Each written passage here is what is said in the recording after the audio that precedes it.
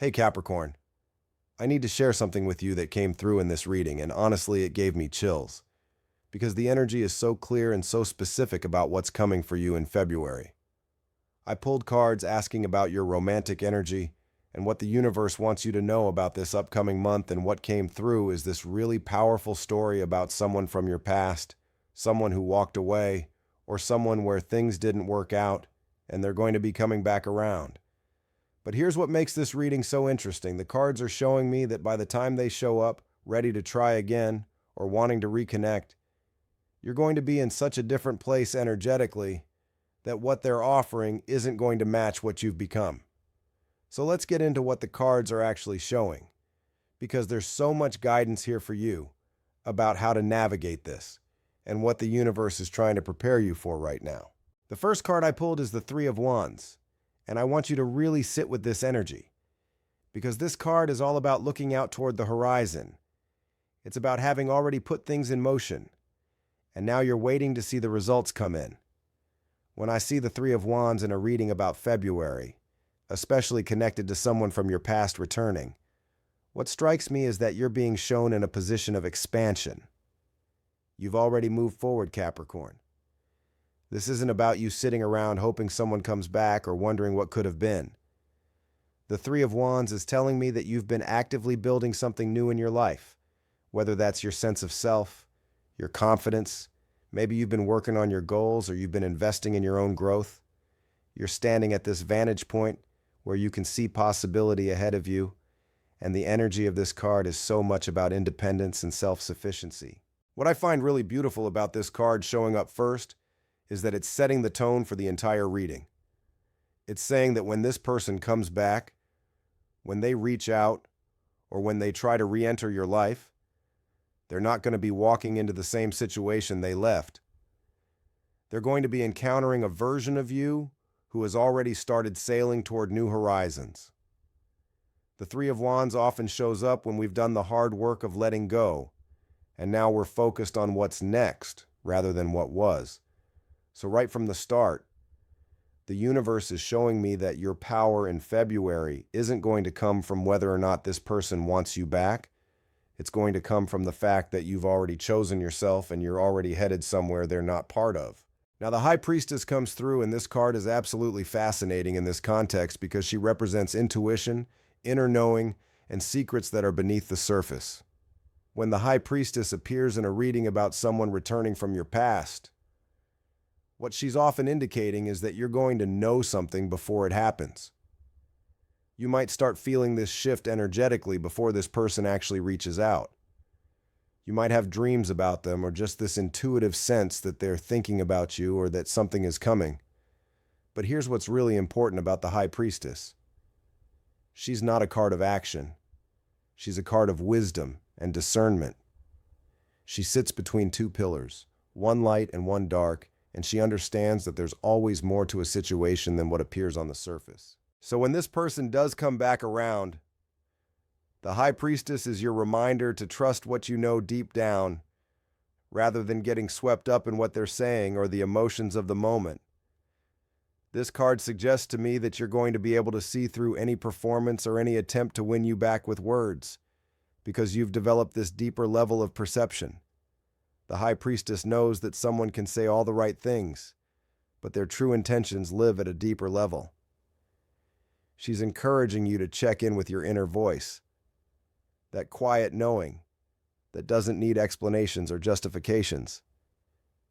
If something feels off, or if your intuition is telling you that this person hasn't really changed or that their reasons for coming back aren't aligned with what you deserve, the High Priestess is giving you permission to trust that feeling. This card also suggests that there might be information that comes to light in February, things you didn't know before, or pieces of the puzzle that help you understand why things happened the way they did. The High Priestess guards mysteries, but she also reveals them when the time is right. The Seven of Pentacles is such a significant card here, and it's really reinforcing what I said about the Three of Wands. This is the card of someone who has been investing time and energy and effort into something, and now they're pausing to assess whether it's been worth it. In traditional imagery, you see a figure standing back and looking at the pentacles they've grown, evaluating the harvest. For you, Capricorn, I think this card is showing that by February, you're going to be in this place of recognizing your own value and what you've built for yourself. You've been patient, you've been doing the work maybe on yourself or on your life situation, and you're starting to see results from that investment. When someone from your past shows up wanting another chance, the Seven of Pentacles suggests you're going to naturally evaluate whether letting them back in is actually a good investment of your energy. This card is really practical and grounded, which fits Capricorn energy so well. It's not about being cold or unforgiving. It's about being realistic and asking yourself whether this is something that's actually going to add value to your life or whether it's going to take you away from the growth you've been cultivating. The Seven of Pentacles can also indicate a moment of decision where you realize that what you've been building on your own, this life and this version of yourself that exists without this person, might actually be more valuable than trying to go back and make something work that already showed you it wasn't sustainable. There's wisdom in this card about knowing when to keep nurturing what's working and when to recognize that some gardens aren't meant to produce the harvest we hoped for. Then we have the Lover's card, and I have to tell you, when this card showed up in this reading, my first thought was, okay, so this is definitely about a romantic situation and a choice that needs to be made. The Lovers is one of the major arcana cards specifically about relationships and connection, but it's also deeply about alignment and values. This card isn't just about romance. It's about whether two people are actually compatible on a soul level, whether they share the same values and want the same things. In the context of someone coming back to you, the Lovers is highlighting that there's going to be a choice in front of you, and it's a significant one. But here's what I think is really important. The Lover's card is often misunderstood as just being about staying together or choosing love, but really it's about choosing what aligns with your highest good. Sometimes that means choosing the relationship, and sometimes it means choosing yourself and walking away from something that isn't right, even if there are feelings involved. For you in February, I think the Lovers is saying that when this person returns, you're going to have to make a decision about whether this connection still aligns with who you've become and where you're going. The presence of this card tells me that yes, there will be genuine feelings involved. This isn't just some casual situation where you don't care, but the Lovers is giving you the permission and the clarity to choose based on alignment rather than just emotion or history. This card can also represent a new connection, or the idea that you might be standing at a crossroads between the past and a new possibility. The universe might be showing you that while this person from your past is coming back, there could also be new romantic energy available to you if you're open to it. The Seven of Cups comes next, and this card is so important because it represents illusion, fantasy, and multiple options that might not all be real or viable. When I see the Seven of Cups in a reading about an ex or someone from the past returning, it often suggests that this person might come back with a lot of promises or a lot of talk about how things will be different. The Seven of Cups shows someone surrounded by cups filled with different visions, some containing treasures and some containing illusions, and the challenge is discerning which is which. This card is a warning to be careful about getting swept up in fantasies or in someone painting a beautiful picture of what could be without any real foundation or change behavior to back it up. It's easy when someone we cared about comes back to start imagining all the ways it could work out differently this time. But the Seven of Cups is reminding you to stay grounded in reality. Have the actual circumstances changed, or are you just being offered a fantasy? This card also suggests that you might be seeing multiple possibilities in February, not just whether or not to give this person another chance, but maybe you're also becoming aware of other options in your life, other directions you could go romantically or otherwise. The Seven of Cups can create confusion, because when we have too many options or too many enticing visions in front of us, it becomes hard to see clearly. My sense with this card is that the universe is encouraging you to look past the pretty words or the nostalgic feelings and really examine what's being offered versus what you actually need and deserve. Don't let someone sell you a dream that they have no intention or ability to make real. The Moon card appears, and I have to say this is one of the most powerful cards in the deck for situations where things are not quite as they seem. The Moon represents illusion, confusion, things hidden in shadow, and the difference between what appears to be true and what actually is true. In a reading about February and someone from your past, the moon is emphasizing that there are likely things beneath the surface that you need to be aware of. This person might not be showing you their full hand. They might have motivations or circumstances they're not being upfront about. The moon also deals with our own emotional landscape and the ways we can deceive ourselves when we want something to be true. I think this card is coming through as both a warning and a protection for you. It's saying pay attention to what's not being said, notice if things don't quite add up, and be honest with yourself about whether you're seeing this situation clearly or whether you're viewing it through the fog of what you wish it could be. The moon is associated with intuition, just like the High Priestess. But where the High Priestess is clear inner knowing, the moon is about navigating uncertainty and trusting yourself even when you can't see the full picture. There might be a period in February where you feel confused about what to do or unclear about this person's true intentions, and the moon is telling you that's okay. You don't have to have all the answers right away. Sometimes the wisest thing is to wait for more information to reveal itself rather than making a decision while you're still in the fog. The moon also connects to our subconscious and our dreams. So again, like with the High Priestess, pay attention to what comes up for you in dreams, or in those quiet moments when your conscious mind isn't controlling the narrative. Then we get the Three of Cups, which is really interesting because this is traditionally a card of celebration, friendship, community, and joy. In the context of this reading, I think the Three of Cups is showing me that part of what's going to make it easier for you to not fall back into old patterns when this person returns is that you're going to be surrounded by support. You've got friends, you've got community, you've got people in your life who have watched you grow and heal, and who are going to remind you of how far you've come. The Three of Cups can also represent celebrating yourself and the life you've built. Maybe by February, you're in a place where you're actually really happy with your social life, or you're enjoying your independence and the freedom to spend time with people who appreciate you. This card suggests that when you're weighing the decision about whether to let this person back in, one of the factors is going to be recognizing how good your life is without the drama or pain that this connection brought before. The Three of Cups is joyful and abundant. It's about having your cup overflow with positive connections and experiences. Why would you trade that for something that's uncertain, or that has a history of leaving you feeling less than celebrated?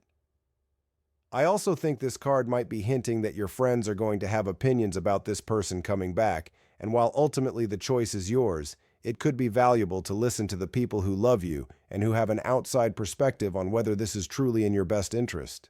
The Four of Swords appears next, and this is a card of rest, recovery, and taking time before making a move. In tarot imagery, the Four of Swords often shows a figure lying down in a peaceful state, taking a break from battle or conflict. What I love about this card showing up here is that it's giving you permission to not rush into any decision. When this person comes back in February, you don't owe them an immediate answer. You don't have to respond right away just because they've decided they're ready to try again.